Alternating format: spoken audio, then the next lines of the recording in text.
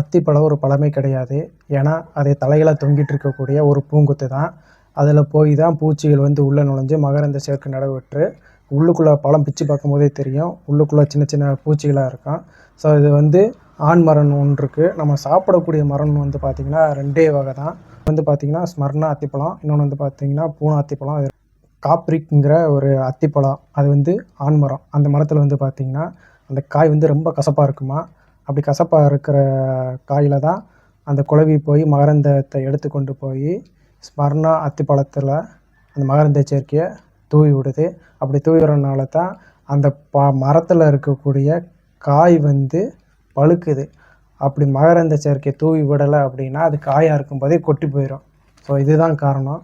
So இந்த பூனாங்கிற அத்திப்பழம் வந்து மகரந்த சேர்க்கை வந்து தேவைப்படாது. குளவிகளும் வர தேவையில்லை. தானாகவே பழுத்துரும். டேஸ்ட்டும் நல்லாவும் இருக்கும். அதிகப்படியாக வீடுகள்லேயும் தோட்டங்கள்லேயும் இந்தமாரி அத்திப்பழங்கள் தான் நடவு செய்கிறாங்க. ஸோ அவ்வளவுதான். ஸோ இதுபோல் வீடியோக்களை வந்து பார்க்கணும் அப்படின்னா நம்ம பேட்சை ஃபாலோ பண்ணிக்க, சப்ஸ்கிரைப் பண்ணி ஆல் பட்டனை கிளிக் பண்ணிக்கோங்க. Okay, thank you.